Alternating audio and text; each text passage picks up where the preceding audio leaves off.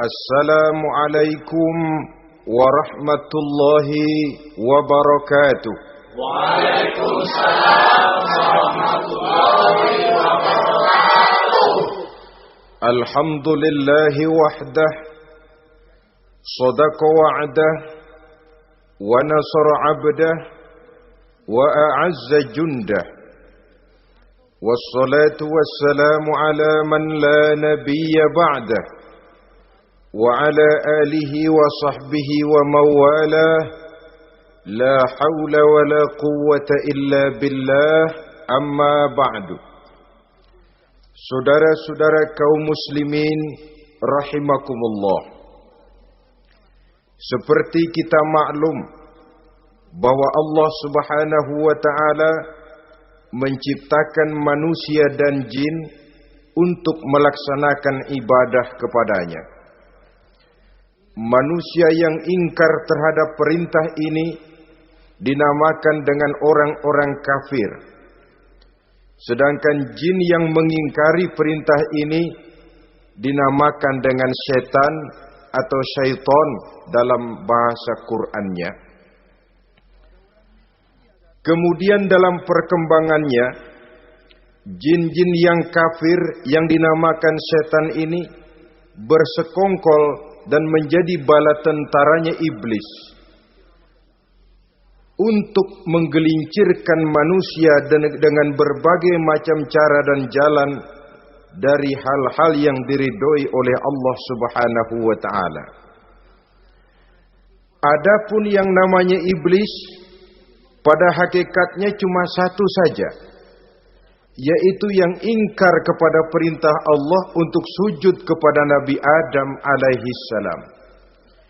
Iblis inilah kemudian yang menjadi sesepuh, raja, biang atau dedengkotnya para setan.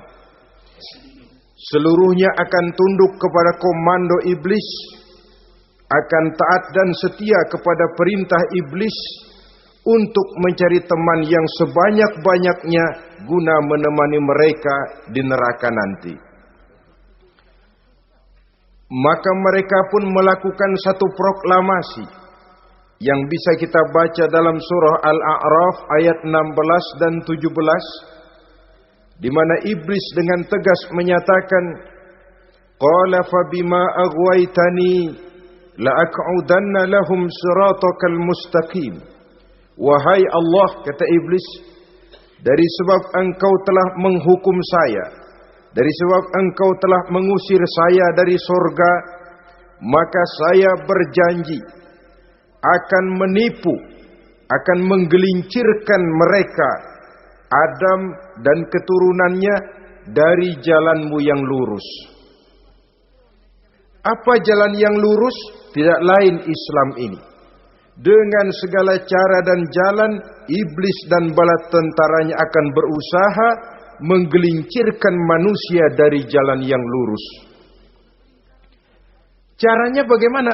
Ayat ke-17 menjawab, "Tsumma la'atiyannahum min ba'di aydihim."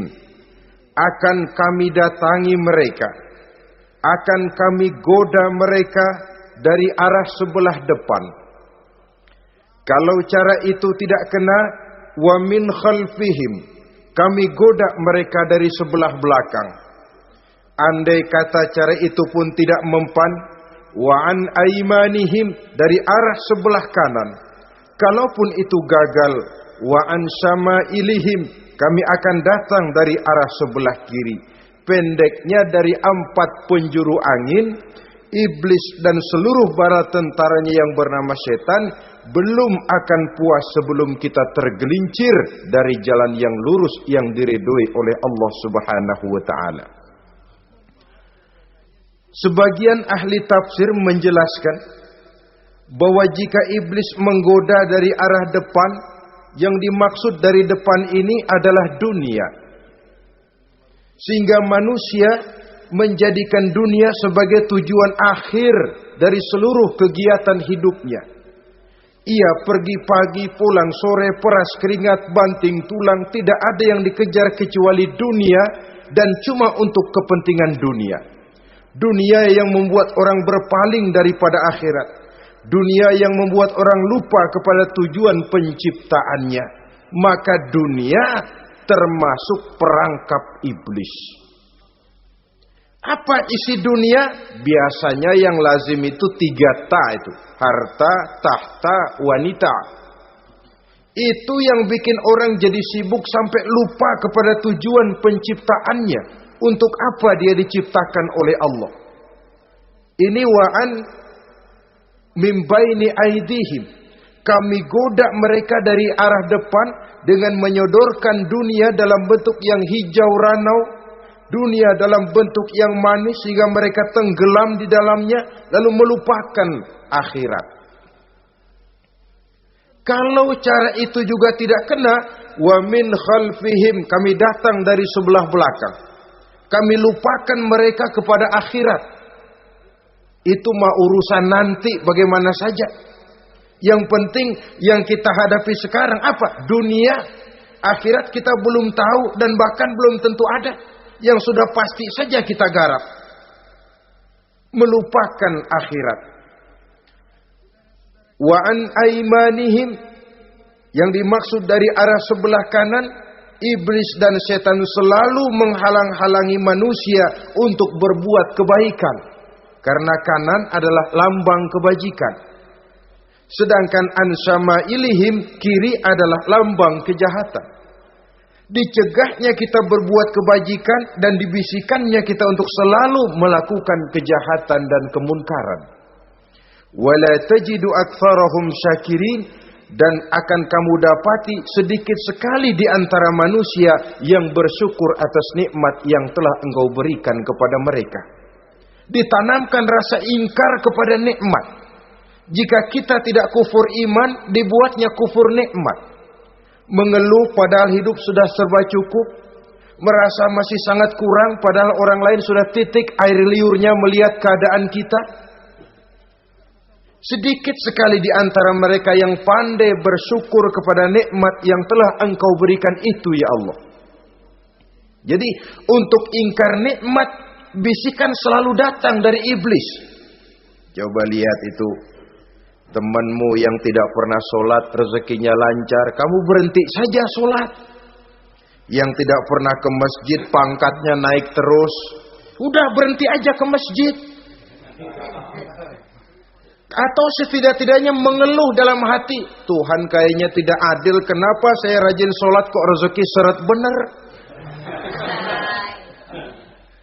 Padahal pada dasarnya kalau kita mau berpikir dalam bentuk yang paling mendasar, Allah selalu memberikan yang terbaik untuk kita.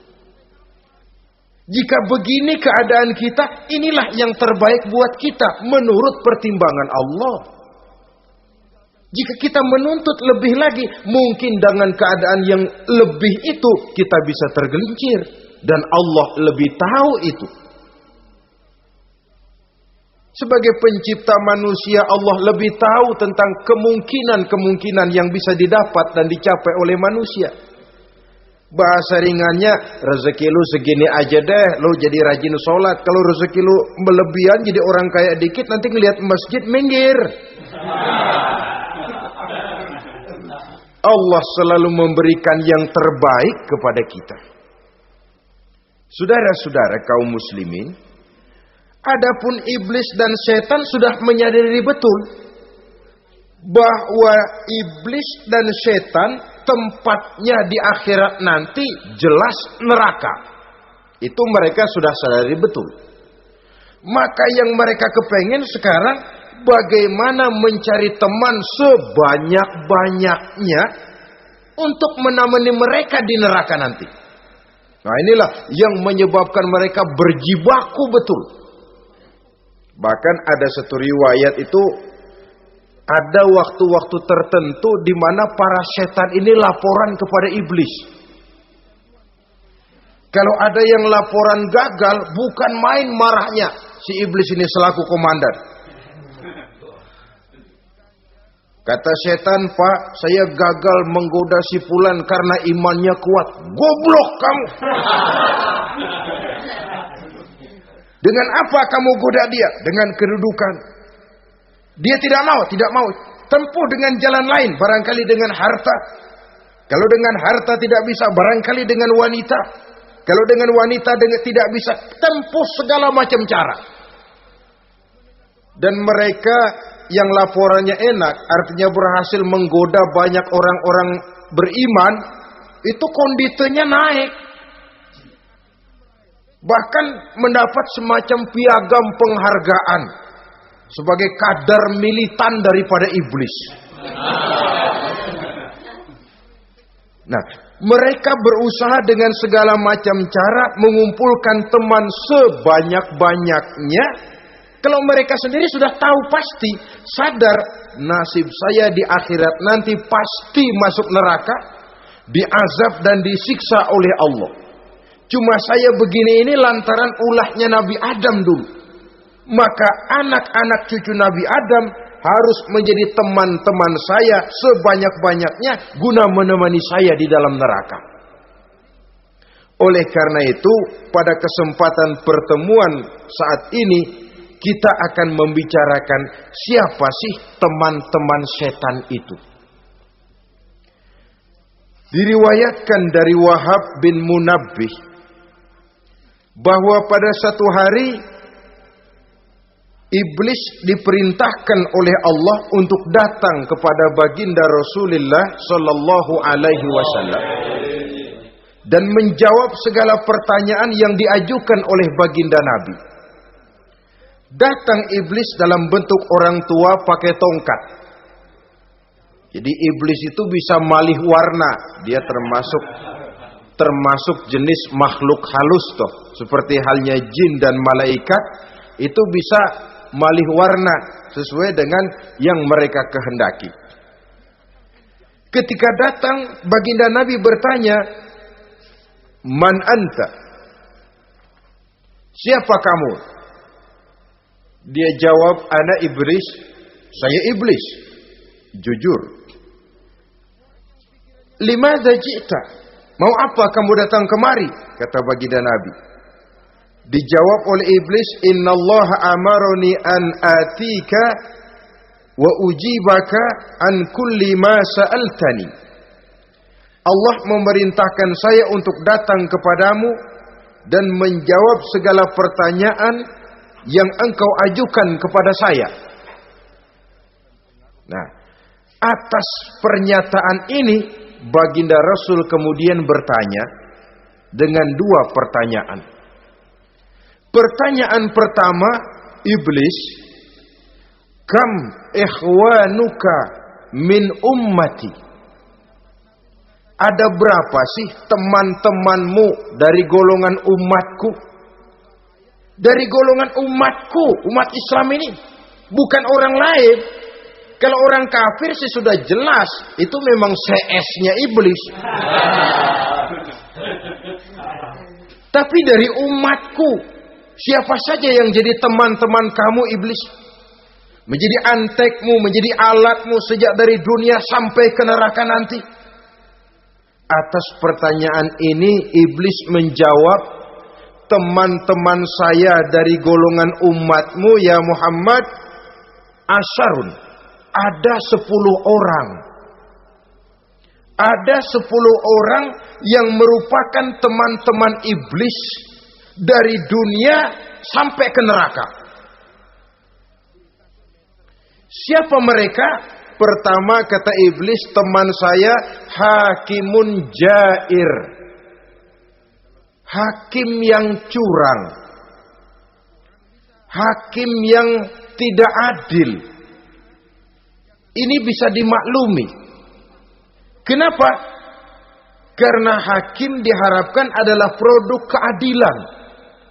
Sehingga orang mengatakan seorang hakim adalah seorang yang meletakkan sebelah kakinya di surga dan sebelah lagi di neraka. Kalau adil dia menghukum, kaki sebelah kanan yang akan menentukannya ke surga. Kalau licik dia menghukum, kaki sebelah kiri yang akan menjerumuskan dia ke dalam neraka. Saudara-saudara kaum muslimin rahimakumullah. Sesungguhnya dalam kehidupan, Kurangnya sandang pangan bukan satunya-satunya sebab yang membuat orang menderita. Tidak teraturnya perumahan, kurangnya lapangan kerja bukan satu-satunya yang menyebabkan rakyat menderita. Tapi lukanya rasa keadilan. Tidak tegaknya hukum sebagaimana yang diharapkan. Itu juga bisa menjadi sumber nestapa, bisa menjadi asal dari segala derita. Oleh karena itu, hakim yang tidak adil, hakim yang curang, yang menghukum tidak berdasarkan hukum, tapi berdasarkan kepentingan, berdasarkan pesan sponsor, hukum bisa dibeli, ada istilah mafia peradilan. Hakim-hakim macam ini yang akan menjadi teman-teman iblis. Dan tiap kali palu akan diketuk, iblis sudah bukan main sibuknya. Kekuasaan di tanganmu, hijau katamu, hijau yang akan berlaku, merah kau ketok, merah yang akan jadi keputusan. Orang lain tidak tahu ini kesempatan untuk jadi kaya, ini kesempatan untuk naik pangkat. Manipulir hukum tidak ada yang tahu karena orang banyak yang awam dengan hukum. Saudara-saudara kaum muslimin, kalau hukum sudah bisa dibeli, atau kalau hukum cuma untuk orang-orang kecil saja, ada kelompok-kelompok yang kebal hukum, maka akan timbullah kiamat di masyarakat, di mana yang kuat makin kuat, yang lemah selalu menjadi mangsa. Oleh karenanya, hakim yang serong, hakim yang durjana merupakan teman-teman setan, merupakan teman-teman iblis dari dunia sampai ke neraka nanti. Ini yang pertama. Oleh karenanya, pada dasarnya setiap kita adalah hakim. Untuk keluarga, dalam pergaulan, hendaklah adil di dalam memutuskan segala sesuatu. Lebih-lebih hakim yang memang menjadi pengayom masyarakat. Bukankah lambang para hakim digambarkan dalam bentuk neraca yang berimbang? Tidak berat ke kiri, tidak juga berat ke kanan. Dalam arti objektif memberikan keputusan sesuai dengan hukum, sehingga masyarakat terlindungi. Dan hakim yang adil secara praktis adalah musuh daripada setan. Dimanapun setan dan iblis paling gak demen sama hakim yang adil. Itu merupakan musuh besar bagi setan. Yang menyalahkan yang salah, membenarkan yang benar. Walaupun yang salah orang besar, yang benar orang kecil. Dan kita memang oleh baginda Nabi diajarkan satu doa. Allahumma arinal haqqa haqqa warzuqna tiba'ah. Ya Allah, perlihatkan kepada kami bahwa yang benar itu benar. Sebab sering kita lihat yang benar jadi tidak benar. Ini memerlukan kekuatan batin. Yang benar tampakkan kepada kami kebenarannya ya Allah. Sebab sekarang banyak ketidakbenaran yang dikamuflase. Banyak ketidakbenaran yang diberikan lipstick, sehingga kelihatannya menjadi benar. Ini baik doa ini saya pikir dibaca oleh para hakim. Allahumma arinal haqqa haqqa. Ya Allah, perlihatkan kepada saya bahwa yang benar itu benar. Dan tidak cuma sekedar itu, warzuqnit tiba'ah. Berikan kekuatan kepada saya untuk mengikuti kebenaran itu. Sebab kadang-kadang terjadi juga dia tahu yang benar itu benar, tapi tidak punya keberanian moral untuk mengatakan bahwa itu benar. Dia tahu itu barang yang hak, tapi tidak terpanggil mengikuti yang hak. Tidak punya kekuatan moral untuk mengikutinya. Lalu doa ini pun disambung. Wa arinal batila batilan warzuqna ijtinabah. Wahai Allah, perlihatkan kepada kami bahwa yang batil adalah batil, bahwa yang salah adalah salah, bahwa yang munkar adalah munkar. Berikan kepada kami kekuatan untuk menjauhi yang munkar, yang batil, yang zalim. Saudara-saudara kaum muslimin rahimakumullah. Kita sering mencaci kaum pelacur sebagai sampah masyarakat. Tapi sadarkah kita bahwa pelacuran di bidang hukum, pelacuran di bidang intelektual, kadang-kadang pelacuran di bidang agama, dalam arti menjual ayat untuk membela yang salah dan menekan yang benar, ini juga tidak kalah bahayanya dengan prostitusi, pelacur-pelacur yang kita anggap sebagai sampah daripada kehidupan masyarakat itu. Oleh karenanya, maka hakim yang adil merupakan musuh utama daripada iblis dan setan.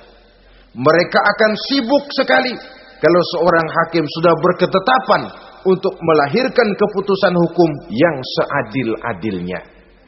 Ini yang pertama, teman setan adalah hakim yang nyeleweng, yang tidak adil.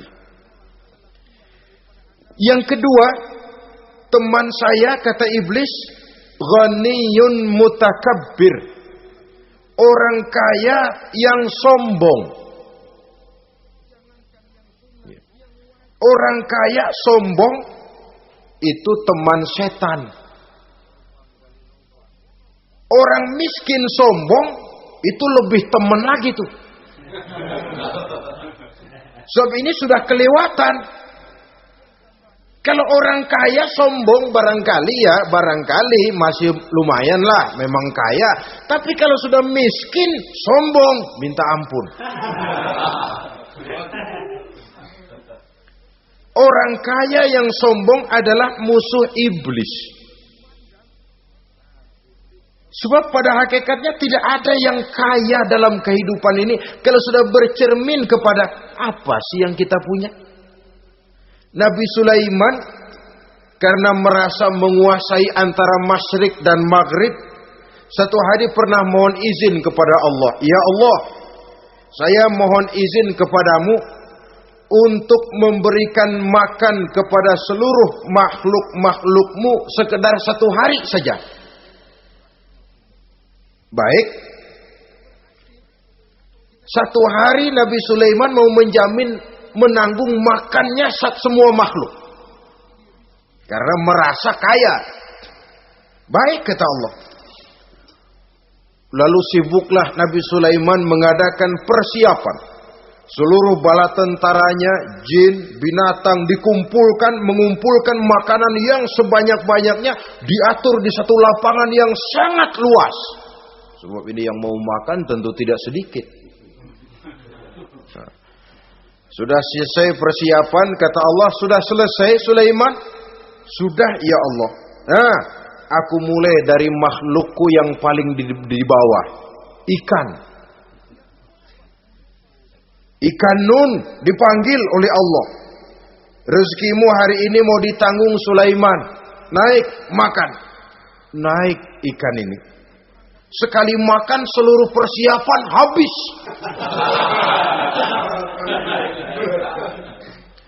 Goleng kepala Nabi Sulaiman, beliau sadar lalu sujud, maha kaya engkau ya Allah.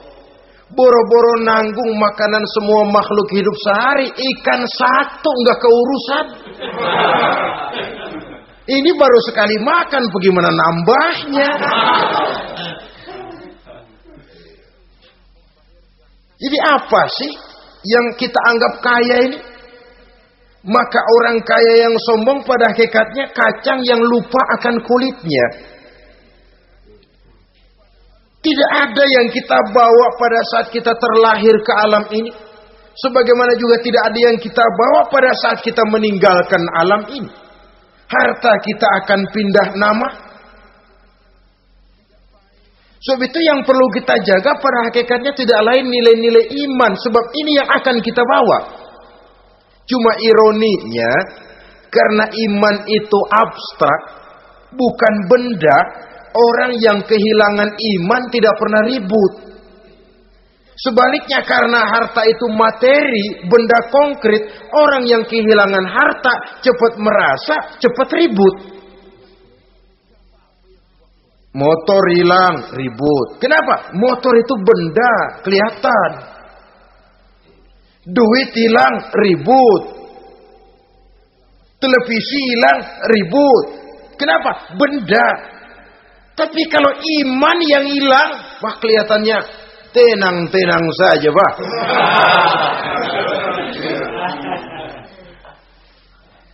Padahal ini usaha iblis bagaimana orang kehilangan iman, menjadi kafir, masuk grup dia untuk menemani dia di dalam neraka nanti. Dia gelincirkan iman kita, dan kita sering tanpa terasa telah mengalami pergeseran nilai-nilai iman kalau tidak tergusur sama sekali. Cuma saya katakan tadi, oleh karena iman ini bukan benda, orang yang kehilangan iman kurang begitu merasa. Padahal ini yang paling berharga. Sebab ini yang akan kita bawa menghadap Allah. Orang itu kalau sudah yakhruju minad dunya bighairi iman, keluar dari dunia, meninggalkan dunia dan seluruh isinya, kembali menghadap Allah dengan tidak membawa iman, tempatnya jelas sudah. Itu yang paling kita khawatir. Pangkat jelas tidak kita bawa. Harta benda akan pindah nama jadi milik ahli waris kita. Tiba-tiba iman yang cuma satu itu tempat kita bergantung, hilang juga dari diri kita. Dengan apa kita mau menghadap Allah? Dan kemalangan apa yang lebih besar dari orang-orang yang telah kehilangan iman pada saat dia menghadap Allah Subhanahu wa ta'ala. Karena itu saudara-saudara, terutama yang diberikan amanah berupa harta oleh Allah dalam kehidupan ini, bersyukurlah kalau saudara diberikan kepercayaan oleh Allah untuk menyalurkan rezeki kepada orang lain. Seperti keran yang nyimpen air tapi tidak untuk dirinya, disalurkan kepada yang memerlukannya.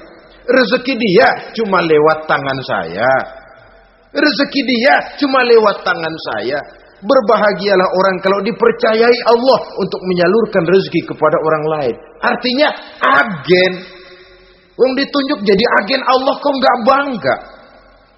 Kalau sudah kemari cara berpikir, insya Allah rasa bakhil bin pelit alias medit bin koret.